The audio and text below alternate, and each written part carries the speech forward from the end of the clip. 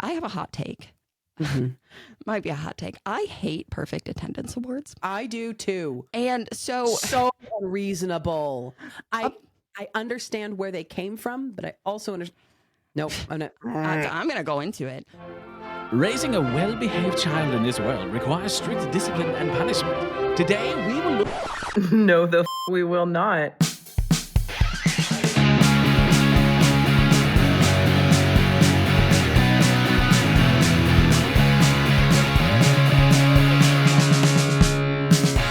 Hello and welcome to Childproof. I'm Gwenna Lakeland. And I'm Tori Phantom. Today's episode is dedicated to all the chaotic good folks who practice malicious compliance in parenting. And to those who understand not all rules are one size fits all. So today we are talking about the parenting practices that maybe don't follow the rules or expectations. Yeah. I'm a big fan of conscientious rule breaking. What I always say is that I follow the rules that make sense. Yeah. Not every rule is worth following, but let's start the timer. That rule's worth following. That rule's required. So we ended up on this topic because we always say it takes a village, and sometimes using your village means taking it to the group chat.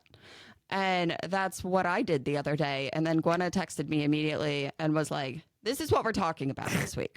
We got a podcast episode. Got it. So what had happened was, you see, the best stories start like that. We've talked about field trips and what we do with school and all of that. And I have a child who hates field trips. Mm-hmm.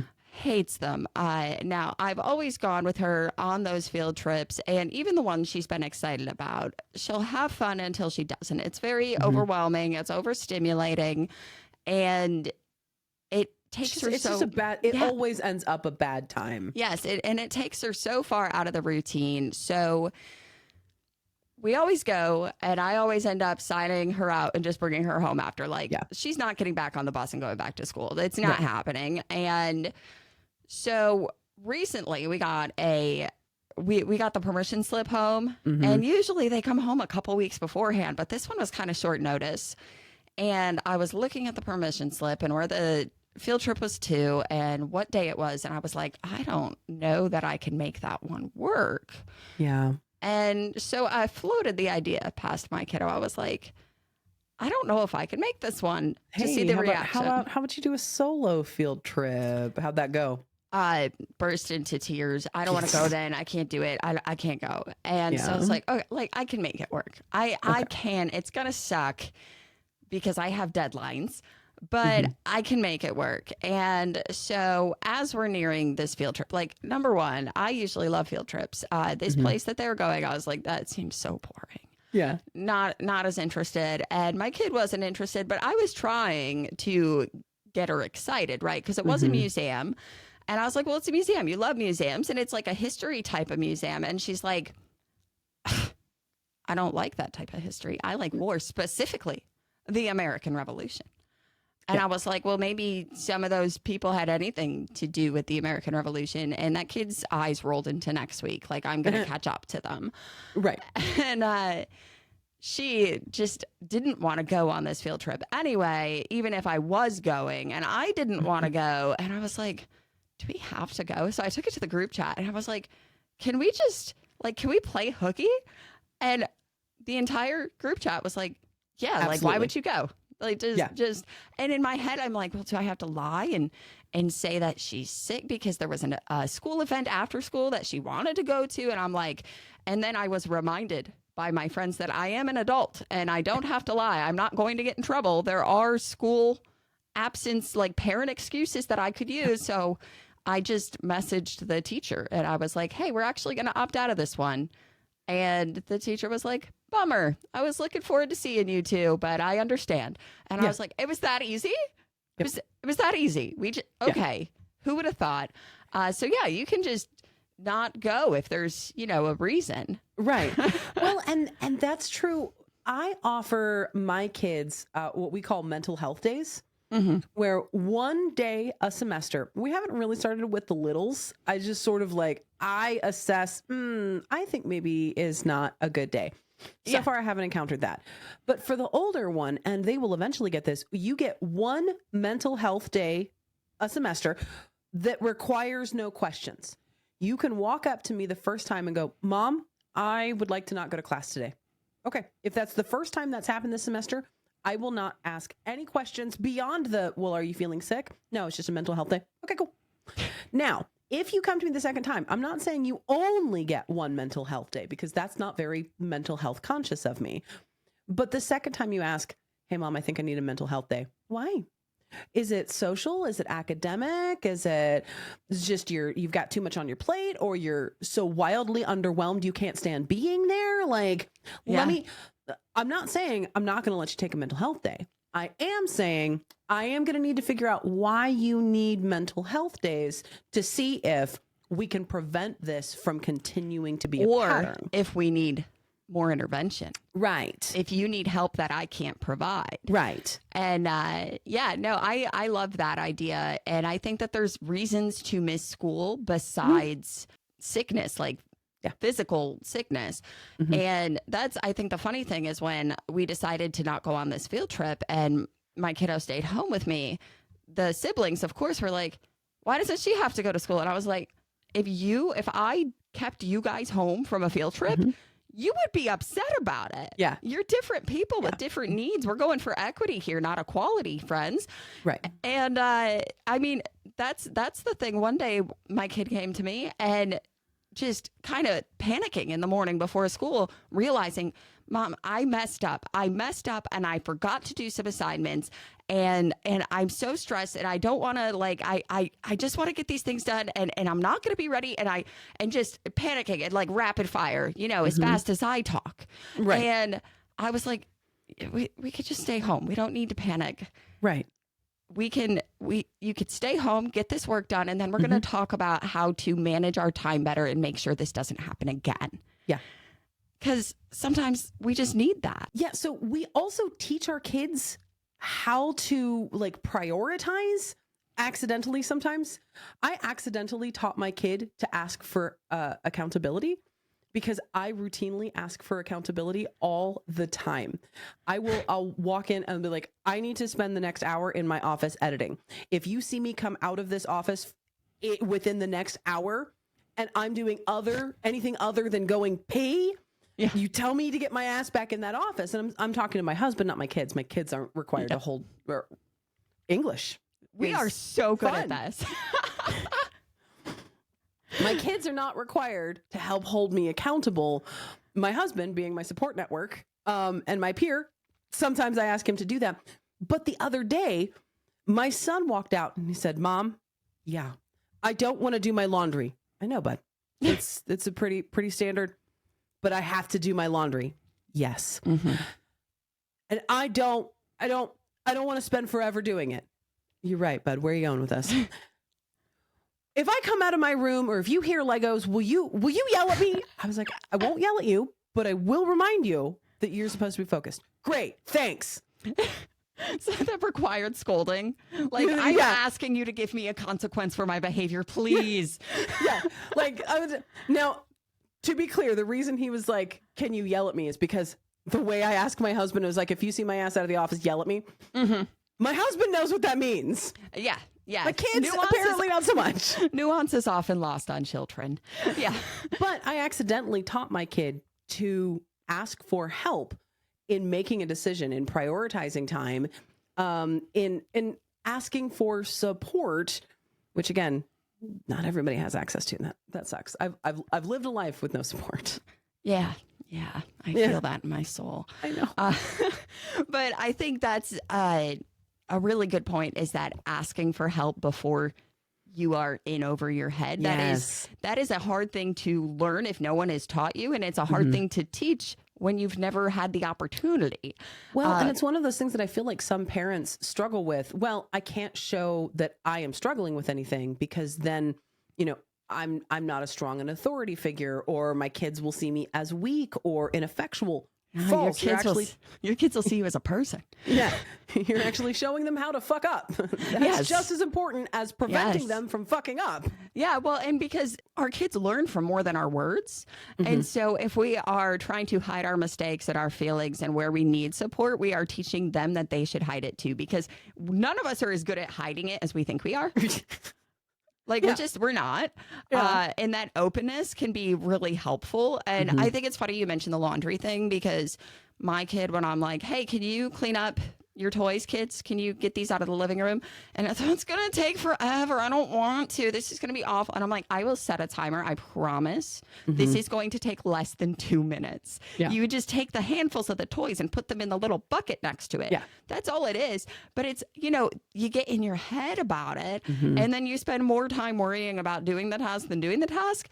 Right. And I don't know how to fix that. So if anyone has any tips. I still do it. I will argue with myself for 2 hours about putting my laundry away. I do it. It takes me 20 minutes. Yeah. And I spent longer panicking about it than it took me to do it. Yeah. And that works every time. It's the same. It's anxiety math. Anxiety math is a bitch. I got to spend more time thinking about the task than it's going to take to do the task. To do the task, right. Yeah, it's that motivating phase. And by motivating, I mean spiraling. I think we were talking about missing school, and now we're at laundry. So now you see, this is why this, and I know every time we say this, people are like, no, continue spiraling. You don't want us to. It gets weird from here on out. It gets worse. That's why we use the timer, y'all. Okay, so rules we break a lot. Yeah. Well, I'll tell you one thing about missing the school days. We had to do virtual school days recently.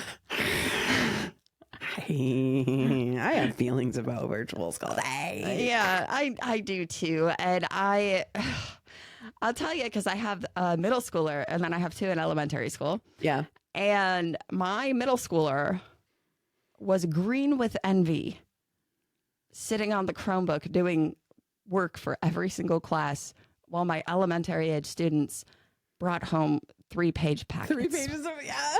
And the thing is I mean, I could publish a thesis on how I feel about the virtual school days, because they're not a burden to my family, because I can move my schedule around. I really don't like it, because now I've cleared my day to get 2 kids through 3 pages of packet. But I have that privilege of being home. How many parents are able to sit with their kid and do that? And so I think there's a really big inequity. And I also, looking at the packets, I'm like, how does this count for a school day? You're not learning anything. Well, I mean, there's value in repetition. So even if it's just a worksheet, I mean, for me, I've got 2 first graders and a high schooler. Yeah. So the high schooler, I straight up look at, this is on you. If you want to go today, then log on and do your damn work. I'm not going to get on to you. If you want to take an absence today, I will call them and tell them that you are absent today and you don't have to do your work. But as a high schooler, you're going to have to make it up anyway. Yeah. So it's up to you. This will not count as a mental health day. I'll just let you skip if you want. I'll straight up call the school and tell them you're not going to do shit today if you want. She has never taken me up on that, because most of her teachers are super reasonable. I feel like a bunch of her teachers also don't like that instead of snow days, we now have virtual or remote or non-traditional, like whatever your district calls it. I feel like there are some teachers who think that's great. I feel like at least the teachers in my orbit are like, we're not fans of it either. We hate it too. Yeah. We get a mix of them when we get a snow day, because we've had so many this year. And so this is a very new thing for our school. Yeah. And it was actually really funny to me, because you know my children, and one of them will communicate with people when needed. One of them, good luck, that child will see through you. No, like very, very shy and socially anxious. The other one never met a stranger. Just, enjoys people, very extroverted. I don't understand it. But so for these homeschool days, they had set times where teachers from each of the grades would be available for like an hour window. Yeah. And my kiddo was so excited because, can we log on and talk to my teacher? And because it's for help, right? And my kid didn't need help. She was already done with her packet. It was like 8 o'clock in the morning. She was like excited to get up and do this packet. She's just a bundle of sunshine. Yeah. And so I was like, yeah, like we could log on. And so she gets on. She's the only student who's logged on, and the teacher is equally as excited to see my kid, who spent the entire hour on the meet, reading books to her teacher, showing her artwork, showing her pets, and the teacher loved it. Next day, we have another one of these, and my kid goes, "Can we log on again?" And I was like, "Yeah, like let's go."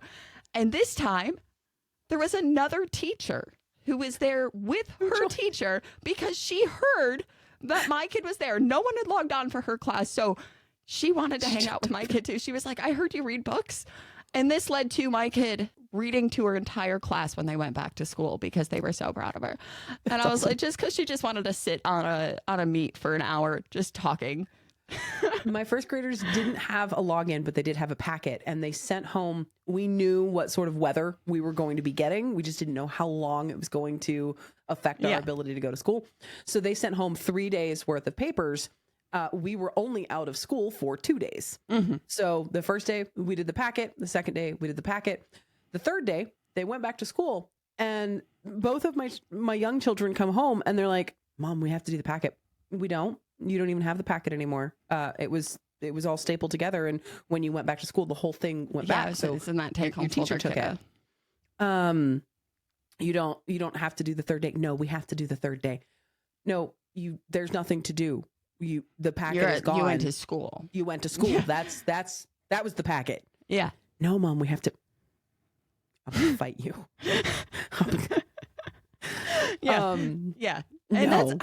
and that's what's wild too, is if the packets don't get turned in right the next day when they go back, like at least our policy is the kids are counted as an absence. Yeah. And let me tell you, I have a hot take. Might be a hot take. I hate perfect attendance awards. I do too. And so unreasonable. I understand where they came from, but I also understand. Nope, I'm not. I'm going to go into it because apparently at my school, they get a certificate per quarter. So if you had 1 quarter of perfect attendance, you get a certificate home that's like perfect attendance for this quarter. And so one of my children brought one home and was like, "Hey, Mom, look at this." And I was like, "You had perfect attendance?" Like I didn't even know. Number one. I noticed. And I was like, "This is so cool for you. And also, let's have a conversation about it." Yeah. Let's discuss how this is an unrealistic standard of being a person. And so I told her, I said, "I am so excited for you that you got a reward. And it's important to note that it's a reward you didn't earn." Right. You didn't, because it's based on luck and when your parent could get you into the doctor's office. And if you have disabilities or things that make it so you can't make it to school every day. Because one of my kids who was born with a rare genetic syndrome will never get a perfect attendance award. Why is it an award? Like, I don't know. Maybe I'm too focused on the nuance of the word award, but I feel like you're supposed to earn those. Even if you dissociate the concept of reward or award, it's still it's disheartening. So story time. When I was in 3rd grade, my life flipped upside down. Several things happened that didn't go well for me. My parents got divorced, and to me at age 8-ish, it was a surprise. Looking back, 0% surprising. Yeah. But with 8 years of life experience, it was, what do you mean you don't love each other enough to live in the same house anymore? What? Like, it was just smack in the face. So my parents got divorced. We had to learn cursive, which I don't like.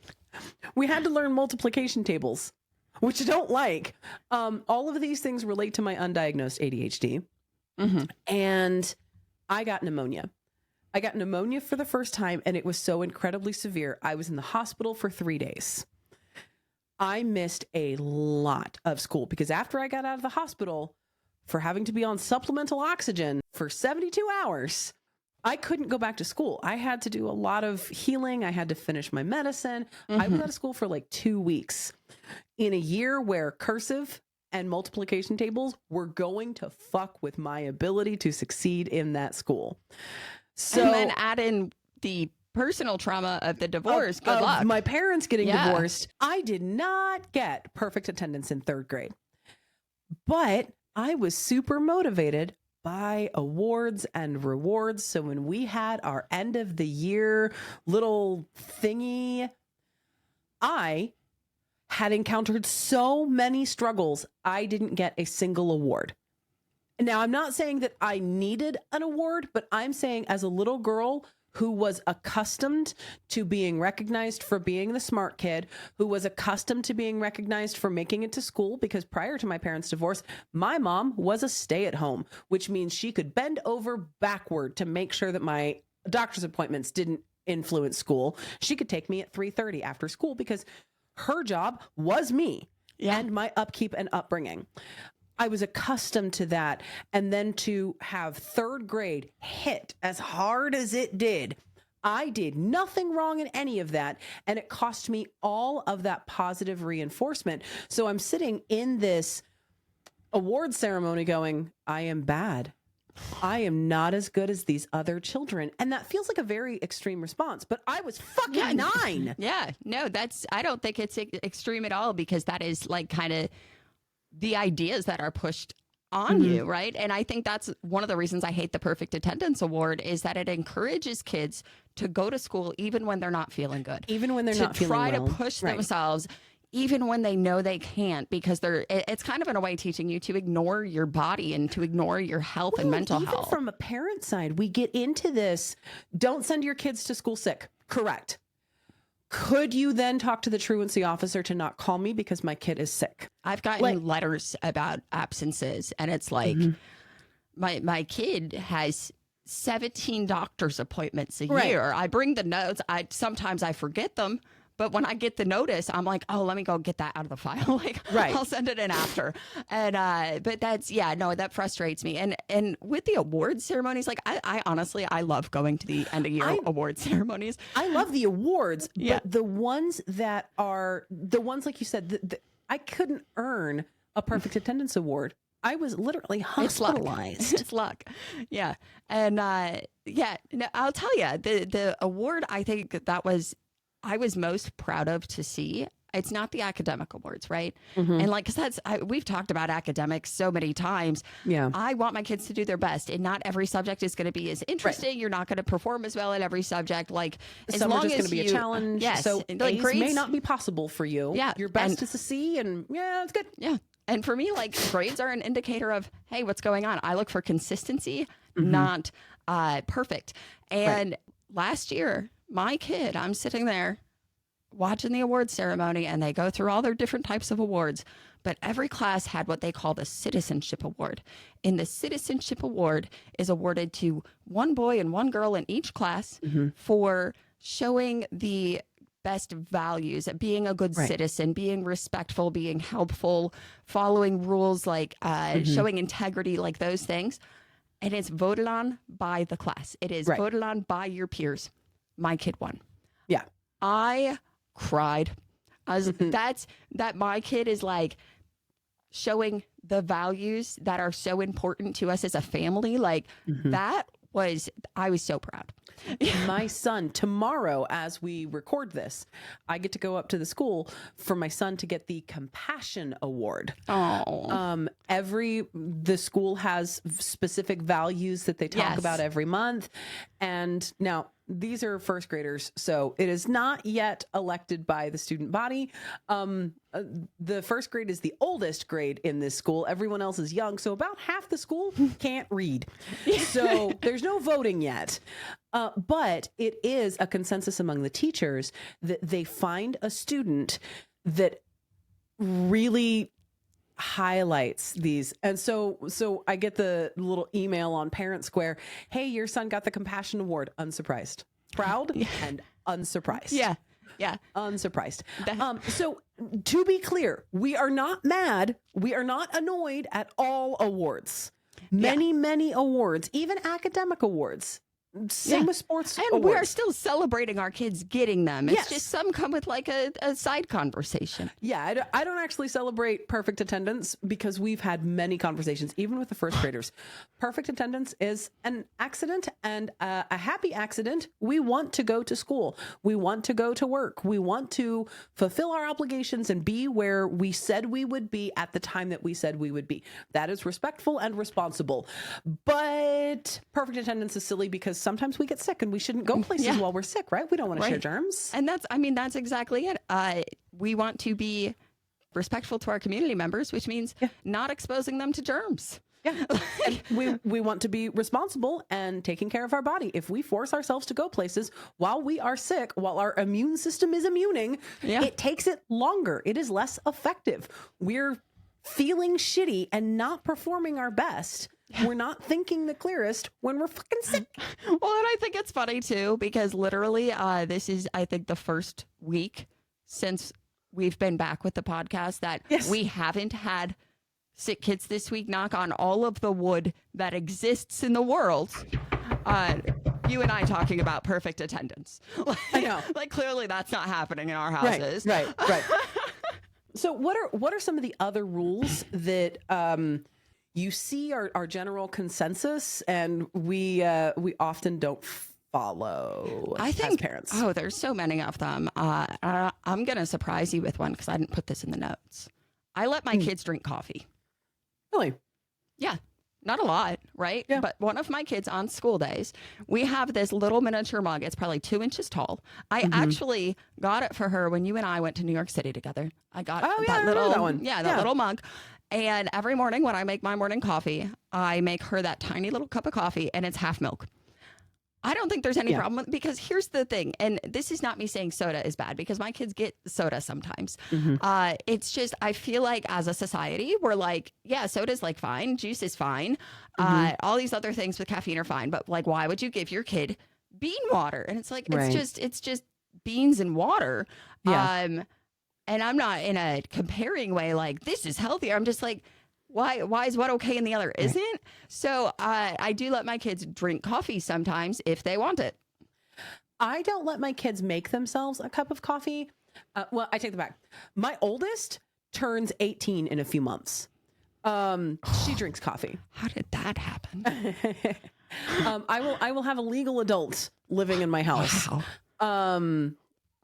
But so she drinks coffee and has for quite some time. My littles have tried coffee very much on purpose. Very much on purpose. I handed them, hey, do you want to try mom's coffee? The girl child will be a coffee drinker right alongside with me. When we have mother-daughter days, when she's 16, 17 years old, it will be at a coffee shop drinking an entirely overpriced bougie latte. Yeah. Because we're both that bitch. All right.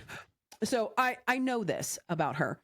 My son, mid on it, he's taken some sips. I don't let them have it. Honestly, I don't let them have it for no defined reason now that I'm thinking about it. Yeah. It's because just I think one of some those... people think of like coffee addiction, but it's the caffeine, which is in a lot of other drinks too.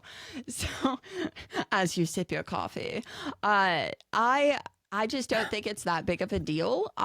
So, I mean, I don't know. You know me, I ruminate as a hobby. So I had overthought this years ago because my kid was interested in coffee. But on the other hand, my kid who does drink coffee most school mornings cannot tolerate soda. She tries it every few weeks, 2 months. If there is a soda around, she'll try it again. More like months, honestly. It's a sensory thing. She hates the bubbles. And I love the bubbles, but I see how the opposite could be true. Watching her try soda. It's the faces, and it's every time, and she just tries it again. And this is the kid who never tries anything, so I think there's something about it that's interesting. Something she desperately wants to like. She's just going to exposure therapy herself into drinking soda. She can't stand the bubbles, and it cracks me up. I think another one, though, that is society, that is probably a faux pas. It comes to your username, Mama Cusses. Yeah. How we both handle bad words. Yes. We've discussed on previous episodes how we handle bad words, in that neither of us think there are many bad words. Yes. What I say is there's no such thing as bad words, only bad intentions. That said. Yeah. There are a collection of words that you can never mean anything good with. Yeah. You cannot use a slur and mean something good. And additionally, the minute someone informs you that word is offensive to me, we can't say that word anymore. Yeah. Especially to them, but we listen to them. The Inuit people were referred to for a long time by a completely incorrect name. That when I was told that incorrect name was in fact incorrect and I should stop using it. Just removed it from the vocabulary. But it was weird. And so what would happen was I would go, yeah, so we're going to go look at this Inuit. That little jump pause when you've been informed that this is not an okay word, I am going to be so forgiving of watching your brain activate and be respectful. Yeah. No, there is. Have told you. Yeah, there is a difference when you're trying. And so in our house, we have grown-up words and bad words, and bad words are slurs.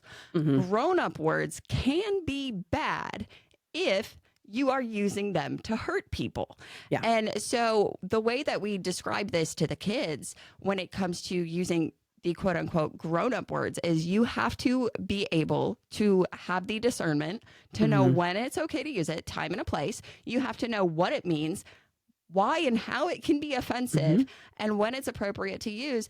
And we don't weaponize the language. And so like I've given examples because my kids have questions, and the example, like if we're talking about shit, like, oh shit, I dropped my coffee. But if you call someone a piece of shit, like that's bad. Yeah. Like, so there's a difference. And I also tell them. Go a little deeper in that it's not just the grown-up words that can be weaponized. If I say, oh my gosh, this is doo-doo because I've burnt dinner. Okay, yeah, no, it's doo-doo. This is not edible dinner. But if I say, you're doo-doo, doo-doo is barely a word. It is silliness, but I still meant to hurt feelings by calling you doo-doo. Yeah, no, it's so funny. So my kid, she asked me one day, she's having a hard time with her feelings, and she goes, Mom, I really want to say grown-up words. I want to say the bad word. Can I say a bad word? Can I say them? And Can I say a bad word? I was like, yeah, go for it. I said, you'll feel better. It'll help. And she was like, it will. And I said, why do you think that I say bad words when something goes wrong? And she's like, okay. And she's like, fuck. And it was hilarious, right?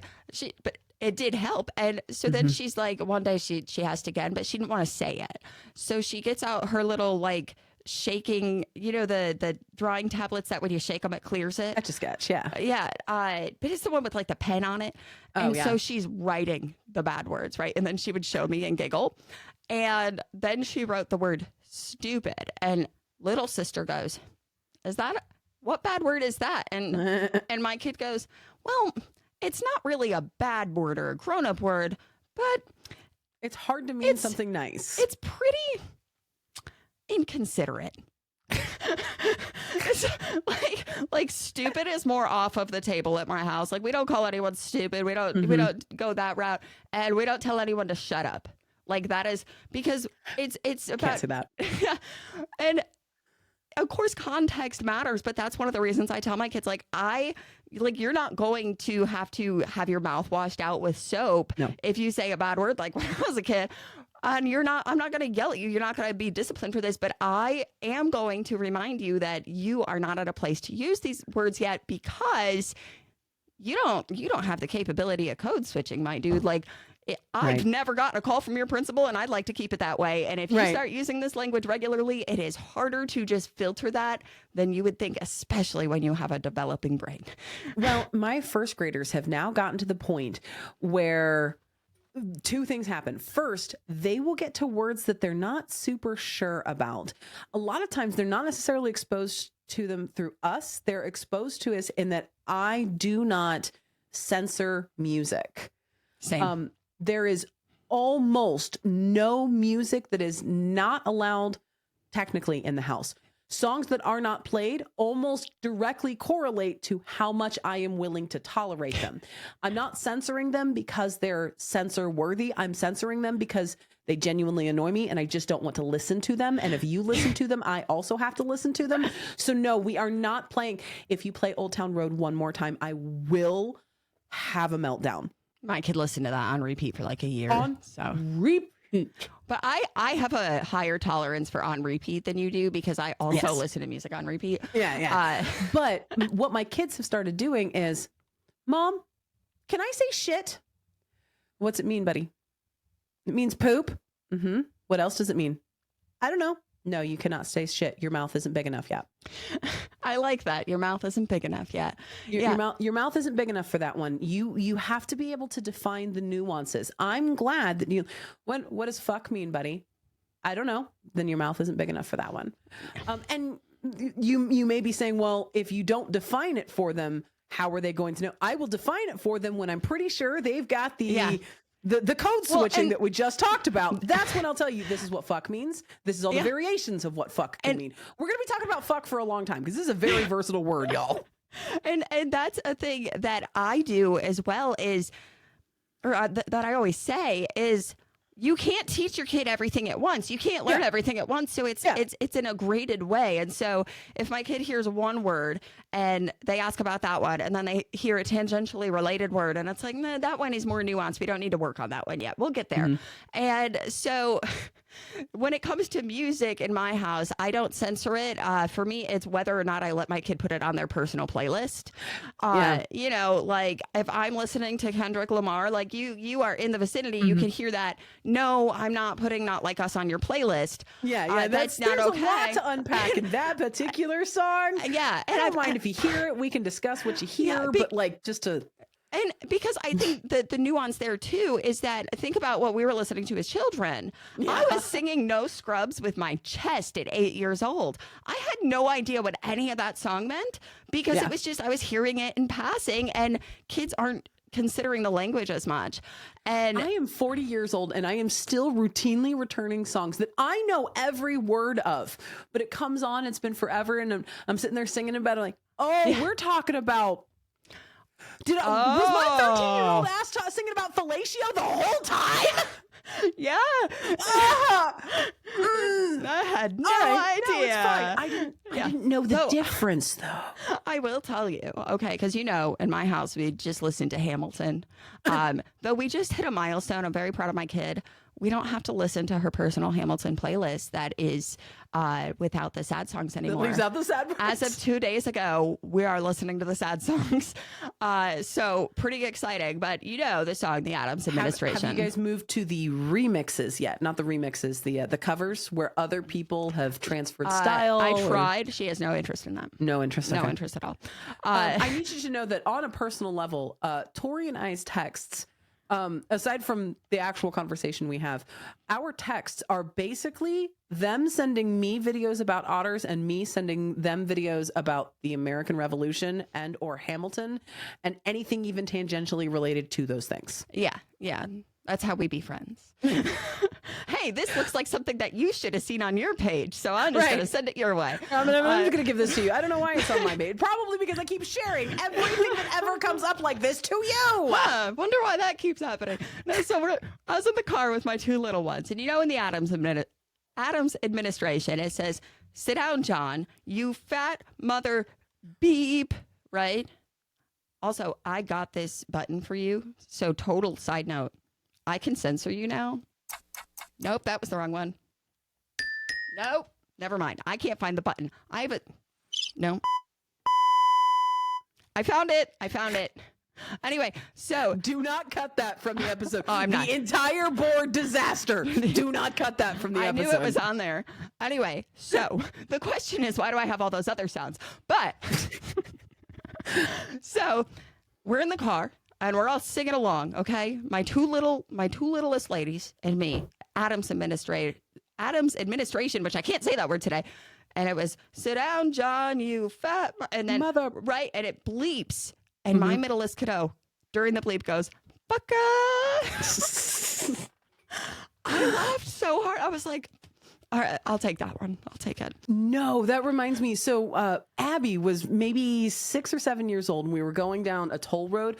This particular toll road included one of the booths where you have to pay the person instead of like the robot or the scanner do. Yeah. It was back the in the day. person That's all that was available. So right. So we're going down this turnpike. We're on a road trip, and my husband had introduced both of us to a band called Five Finger Death Punch. And they had a song called Burn Motherfucker. The chorus goes, that was the timer. Fuck the timer. The chorus goes, how do we burn motherfucker, burn motherfucker, burn. Yes, that's the whole song. chorus. Yeah, it just loops, right? So we're jamming out.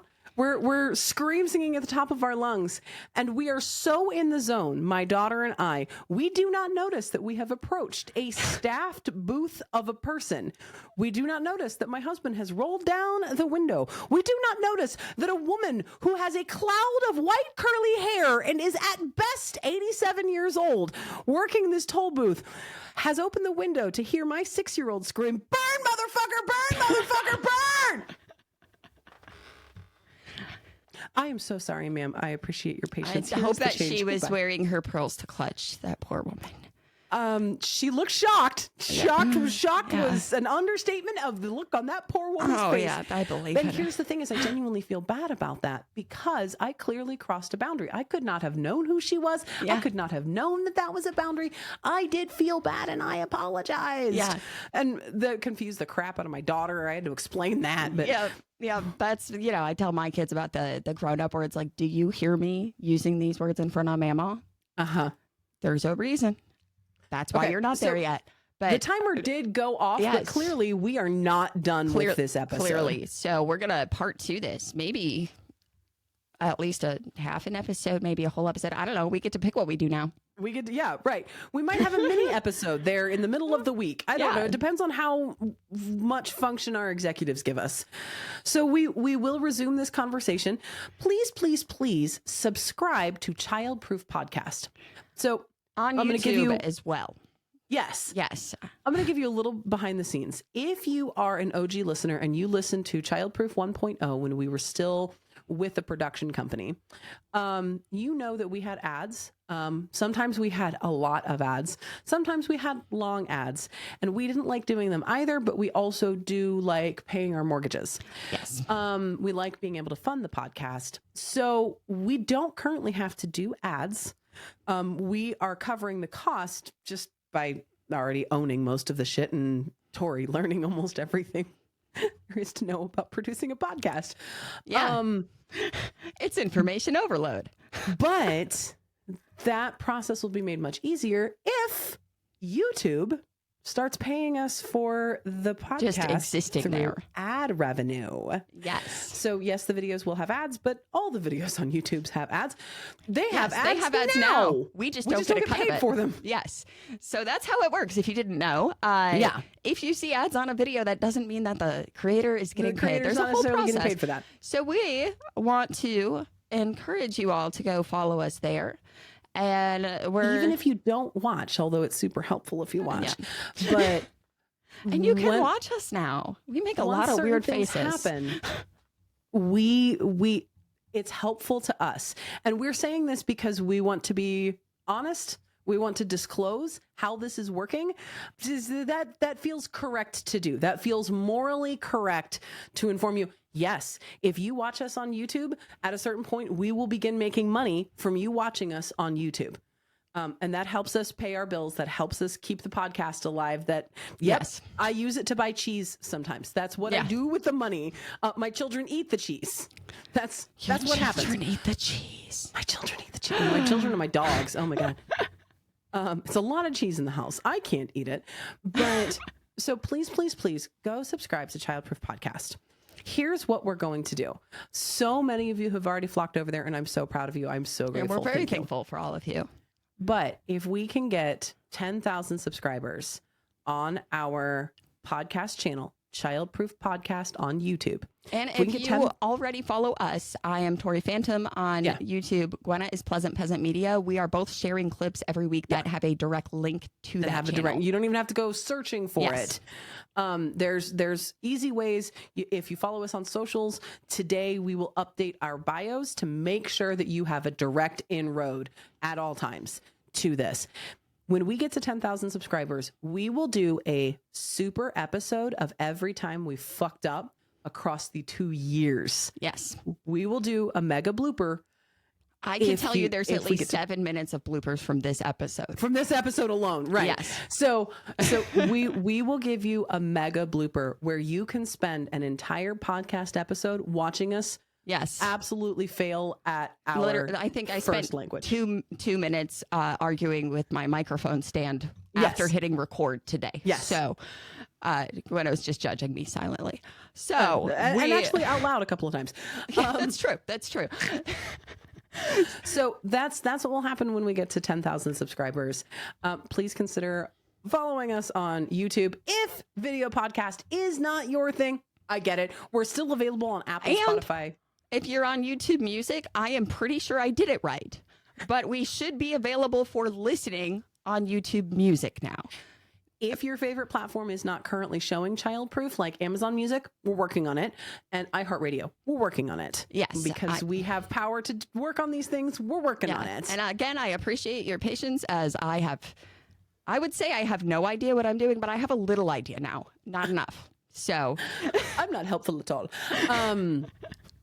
We understand our strengths. So thank you guys so much for listening. Please be sure to leave us a rating on Apple and Spotify, even if you're going to switch over and start watching us exclusively on YouTube.